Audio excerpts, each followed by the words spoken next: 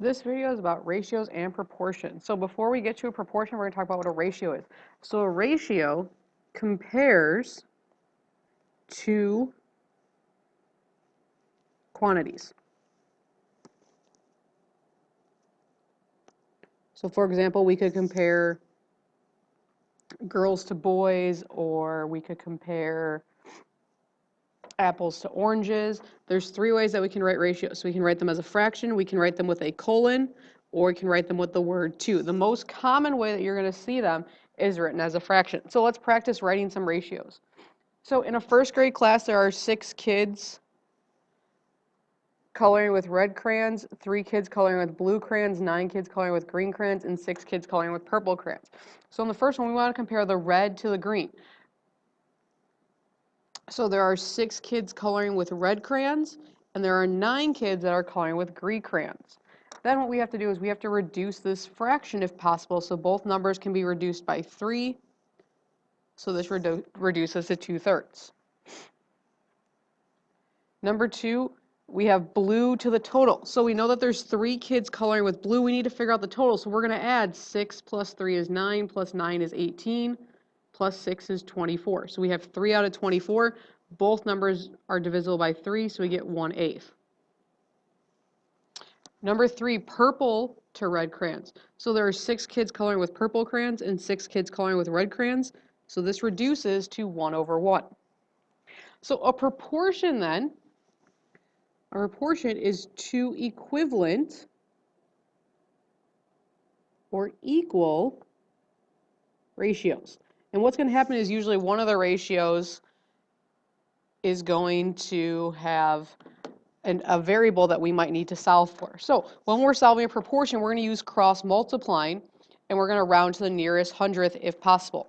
So when we cross multiply, you are multiplying the numerator of one fraction with the denominator of the other fraction. So when we cross multiply, in this case, we have 5 times 6 equals 10x.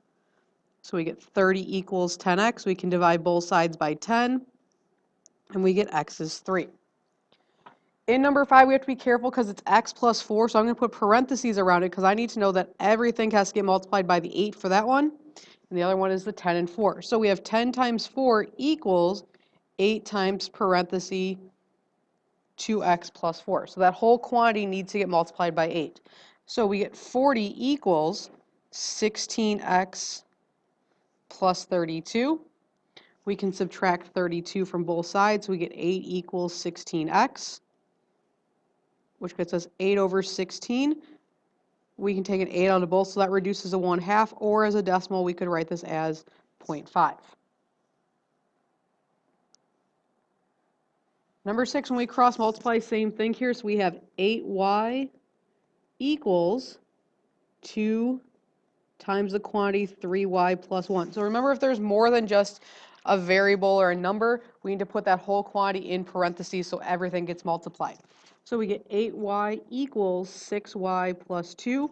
We can subtract 6y from both sides, and we get 2y equals 2. We divide by 2. We get that y is equal to 1. Number 7, when we cross multiply, we have 4 times the quantity x minus 1 equals 3 times the quantity 4x plus 1. So to solve for x, we're going to distribute the 4 on the left side, so we get 4x minus 4 equals, on the right side, we're going to distribute 3. So we get 12x plus 3. So we can subtract 4x on both sides, so we get negative 4 equals 8x plus 3.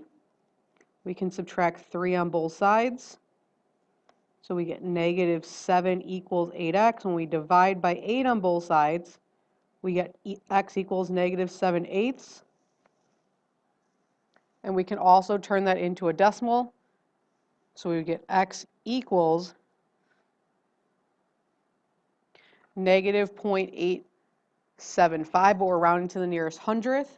So that 5 would round it to negative 0.88. Now, number 8 and number 9 are special cases. So when we cross multiply in the first one, 3 parentheses 3x minus 12 equals 9 times parentheses x minus 4.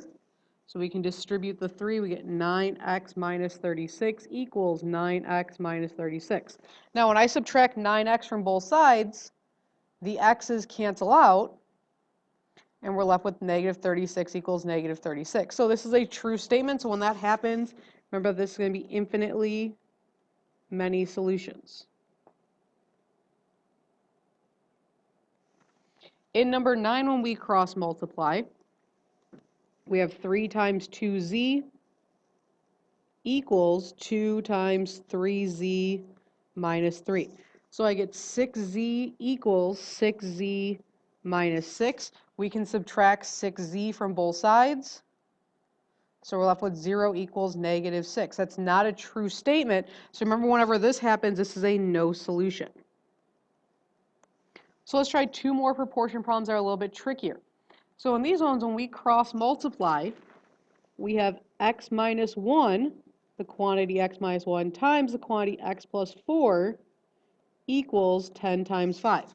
So think back to our factoring unit. We're going to multiply the variables out by foiling or double distributing. So we get x squared plus 4x minus 1x minus 4 equals 50. So we can move everything to the x squared side. So we get x squared plus 3x minus 54 equals 0. So we need 2 numbers that multiply negative 54 and add to 3, which means we're going to need a negative and a positive number. So in that case, those numbers are going to be 9 and negative 6. So we have x plus 9 times x minus 6 equals 0. Now remember, when it's equal to 0, we need to use the zero product property. So we're going to set each part equal to 0 to solve for x. So in the first one, we can subtract 9 from both sides and get x is negative 9. And the second one, we can add 6 to both sides and get that x is positive 6. So if it's a problem where we have to factor, we're going to have 2 answers for our x's. Number 11, when I cross multiply, I have 3 times 25 equals 3x minus 5 times x plus 5. So we get 75 equals x squared plus 5x minus 5x minus 25. Now in this case, when I combine like terms, my x's cancel out, so I'm left with just an x squared. So this one we don't have to factor. What we can do instead is we can move the 25 to the other side, so we get 100 equals x squared. And when we take the square root, we get plus or minus the square root of 100, which would be plus or minus 10, because the square root of 100 is 10.